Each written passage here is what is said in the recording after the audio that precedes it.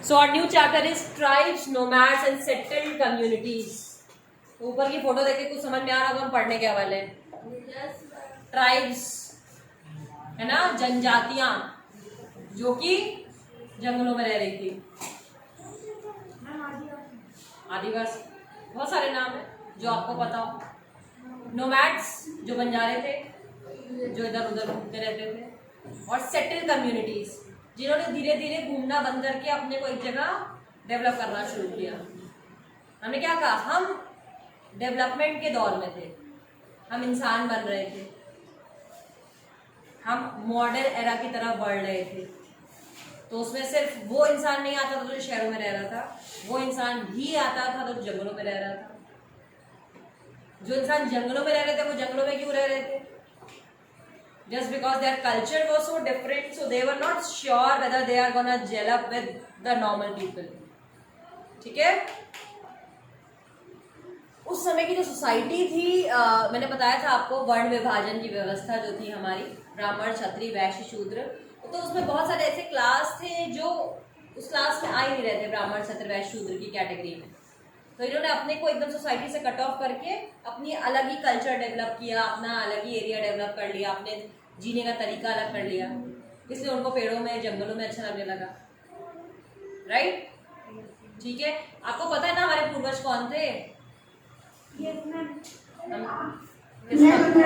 कौन थे? बंदर थे ना.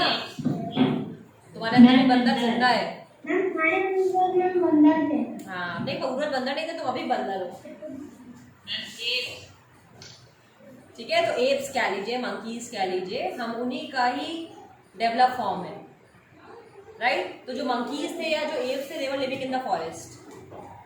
सो whosoever has got more developed, they came out from the forest area, and many of them kept themselves into the forest area. Right. So but they are also part of the country, they are also part of the society. We cannot leave them behind.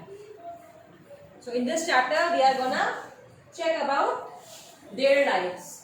So you saw in chapter 2, 3 and 4 how kingdoms rose and fell. Even as this was happening, new arts, crafts and productions activities flourished in towns and villages.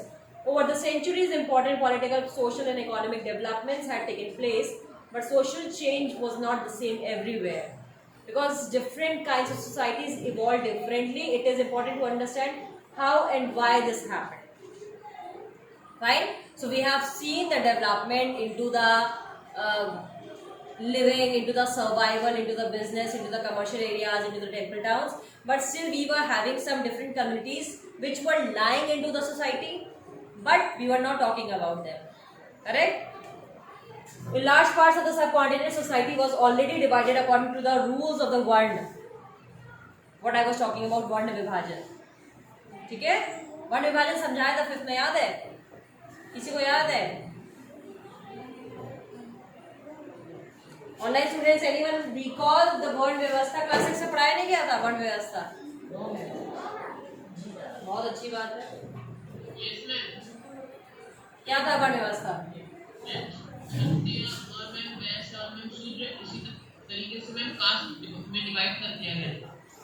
क्या होता था, कैसे कैसे इनको divide क्यों किया गया था? इनका डिवीजन का बेस क्या था? उनका ऑक्यूपेशन में जिस तरह का वो लोग काम करते हैं. Perfect. So on the basis of their occupation, they were divided into the section of the society. So that was called Varna Vyavastha. जिसमें पहले थे ब्राह्मण. ब्राह्मण was meant for studying and to teach others. ठीक है. पूजा पाठ, पढ़ाई से रिलेटेड जितना काम था, that goes to the ब्राह्मण people. Then Kshatriyas, क्षत्रिय लोग was meant for the war, for the protection of the area, protection of the society. ठीक. Then Vysya, business class, who were trading and the craft people, जो भी business कर रहे थे, जो भी पैसे कमा रहे थे.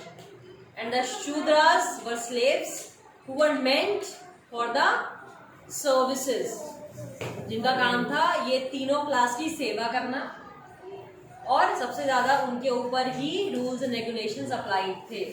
They were not meant to enter into the temples, they were not meant to enter into the public areas. They were not able to touch the common wells and tanks. इसके लिए बाद में डॉक्टर बी आर अम्बेडकर का reference आता है, जिन्होंने दलितों के लिए काम किया है ना. समझते हो ना ये सारी चीजें. Shudras which were very much crushed at this type of society, जिनके लिए बाद में रूल्स एंड रेगुलेशंस चेंज हुए, लॉज आए. डॉक्टर बी आर अम्बेडकर को इसीलिए तो फादर ऑफ कॉन्स्टिट्यूशन कहा जाता है, because he gave the recognition to all the caste and communities of society. Clear? Yes. आज के डेट में जैसे हम बात करते हैं general class, OBC class, schedule caste, schedule tribes still exist, right. तो तब के टाइम पे ये वर्ण विभाजन था जो कि बहुत प्रोमिनेंट था, and people were acting accordingly. Even उनके बच्चे भी जब होते थे तो generation to generation they were given the same task to do it. जैसे आज तुम पढ़ रहे हो, तुम बड़े हो, तुमसे पूछा जाएगा ना बेटा what you want to be, right. आपसे पूछा जाता आप क्या करना चाहते हैं, but at that time it was not there. It was already decided when you take birth in a particular family. तो जो उनका काम है वही काम उनका बच्चा भी करेगा. तो जैसे बहुत रेफरेंसेस आते हैं कर्ण के बारे में, है ना. उन्होंने झूठ बोल के परशुराम जी से ज्ञान लिया था, याद है. एकलव्य की स्टोरी. एकलव्य से उठा इसने ले लिया था गुरुजी ने की, क्योंकि निम्न जाति का था और बहुत ज्यादा स्किल्ड हो गया था, है ना. तो ऐसे बहुत सारे आपको माइथोलॉजिकल स्टडीज में भी ये चीजें पढ़ने को मिलेंगी कि निम्न जाति के लोगों ने क्षत्रियों के बराबर शौर्य दिखाया था. So and so. तो बहुत सारी स्टोरीज है जो हम देखते हैं महाभारत में भी, रामायण में भी. तो these things were existing, but in this chapter we will be enclosing all the aspects. Beyond big cities, tribal societies, there were, however, other kinds of societies as well. Many societies in the subcontinent did not follow the social rules and rituals prescribed by the Brahmanas, nor were they divided into numerous unequal classes. Such societies are often called tribes. तो ब्राह्मणों ने जो division बता रखा था और जो rules and regulation society में सेटअप कर रखे थे, इन कम्युनिटीज से उसको फॉलो अप नहीं करते थे. That is why they were called as tribes.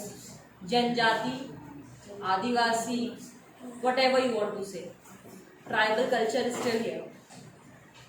Members of each tribe were united by kinship bond. Kinship यानी blood relation.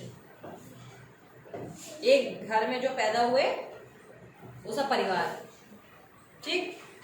इसको कहते हैं kinship bonds. Many tribes obtained their livelihood from agriculture. Main occupation was agriculture.